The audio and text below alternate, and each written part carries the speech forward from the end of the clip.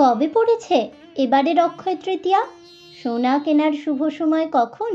এদিন দেবদেবীর পুজোর শুভ মুহূর্তই বা কখন?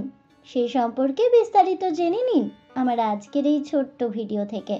নমস্কার বন্ধুরা, অজানার পথের নতুন পর্বে আপনাদের সকলকে স্বাগত জানাই। পঞ্জিকা অনুসারে পয়লা বৈশাখের পর বাংলা বছরের প্রথম শুভ দিন হলো অক্ষয় তৃতীয়া। পয়লা বৈশাখের মতো এদিনও হালখাতা হয় দোকানে দোকানে। সেই উপলক্ষে লক্ষ্মী গণেশের পুজো করার জন্য এদিন বিভিন্ন মন্দিরে মন্দিরে ভিড় জমান ব্যবসায়ীরা। সোনা ব্যবসায়ীদের কাছেও শুভ দিনেই অক্ষয় তৃতীয়া।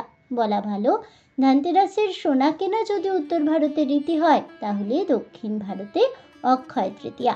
এদিন বাংলার ঘরে ঘরে পূজিতা হন লক্ষ্মী গণেশ। নবসূচনা হয় ব্যবসার। এই দিনে যে কোনো ধরনের ধার্মিক কার্যকলাপ তথা জপ, যজ্ঞ, ধ্যান, পিতৃতর্পণ, দান, পুণ্য শুভ ফল দেয় বলেই মনে করা হয়, যা জীবনে চিরস্থায়ী হয়। সংস্কৃত অনুসারে অক্ষয় শব্দের অর্থ হলো যার কোনো ক্ষয় নেই, অর্থাৎ যা কখনো শেষ হয় না। তাই মনে করা হয় অক্ষয় তৃতীয়ায় করা যে কোনো কাজই অক্ষয় থাকে। সেই সঙ্গে শাস্ত্রমতে অক্ষয় তৃতীয়া সুখ প্রদানকারী এবং পাপ নাশকারী এক তিথি। এবছর কবে পড়েছে অক্ষয় তৃতীয়া? বৈদিক ক্যালেন্ডার অনুযায়ী বৈশাখ মাসের শুক্লপক্ষের তৃতীয়া তিথি শুরু হচ্ছে আগামী 29শে এপ্রিল বিকেল 5:31 এবং তা শেষ হবে আগামী 30শে এপ্রিল দুপুর 2:12। তবে সূর্যোদয়ের ভিত্তিতে উৎসব পালন হওয়ায় অক্ষয় তৃতীয়া পালিত হবে আগামী 30শে এপ্রিল বুধবারে। এদিন পুজোর শ্রেষ্ঠ মুহূর্ত হলো সকাল 5:41 থেকে দুপুর 12:18 পর্যন্ত।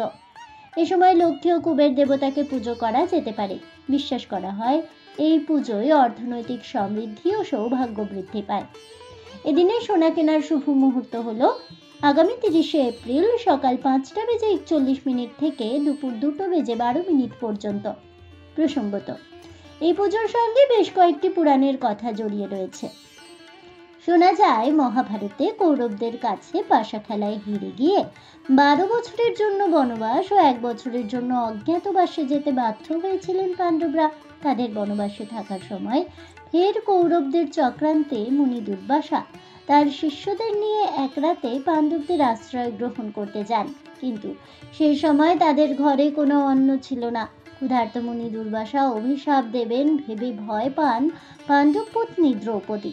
সে সময় ভগবান শ্রীকৃষ্ণ এসে হাঁড়ির তলায় লেগে থাকা একটি মাত্র চালের দানা খেয়ে নেন। আর অবাক করা বিষয় হলো, তারপরেই পেট ভরে যায় দুর্বাসা মুনি ও তার সকল শিষ্যদের। ফলে দুর্বাসার অভিশাপ থেকে এই অক্ষয় তৃতীয়ার দিনেই পাণ্ডবদেরকে রক্ষা করেন শ্রীকৃষ্ণ। সে কারণে এই দিনটিকে অত্যন্ত শুভ দিন বলেই মেনে নেওয়া হয়। আবার অন্য একটি চলতি পৌরাণিক কথা অনুসারে শ্রী বিষ্ণুর অষ্টম অবতার শ্রীকৃষ্ণ দাপর যুগে জন্মগ্রহণ করেছিলেন। আর সুদামা নামে একজন দরিদ্র ব্রাহ্মণ বন্ধু ছিল তার। সুদামা একদিন ভুলবশত শ্রীকৃষ্ণের সব খাবার খেয়ে ফেলেন। এরপর তিনি শ্রীকৃষ্ণকে খাবার দিতে এক মুঠো চাল নিয়ে তার ঘরে আসেন। বন্ধু সুদামার তাকে খাওয়ানোর জন্য এই আচরণ মুগ্ধ করেছিল শ্রীকৃষ্ণকে। এরপর তিনি আশীর্বাদে সুদামার সমস্ত দারিদ্রতা ঘুচিয়ে দেন। মনে করা হয় যেদিন এই ঘটনাটি ঘটেছিল সেই দিনটি ছিল বৈশাখ মাসের শুক্লপক্ষের তৃতীয়া তিথি, আর তাই দিনটি বিশেষ শুভ। এছাড়াও শোনা যায় অক্ষয় তৃতীয়ার দিনেই বিখ্যাত পরশুরাম জন্মগ্রহণ করেছিলেন, সেজন্যই এই দিনটি শুভ বলেই বিবেচিত হয়। আজ এ পর্যন্তই। তাহলে বন্ধুরা, আমার আজকের ভিডিওটি শুনে কেমন লাগলো অবশ্যই আমাকে কমেন্টে জানাবেন। ভিডিওটি ভালো লেগে থাকলে লাইক শেয়ার করতে ভুলবেন না।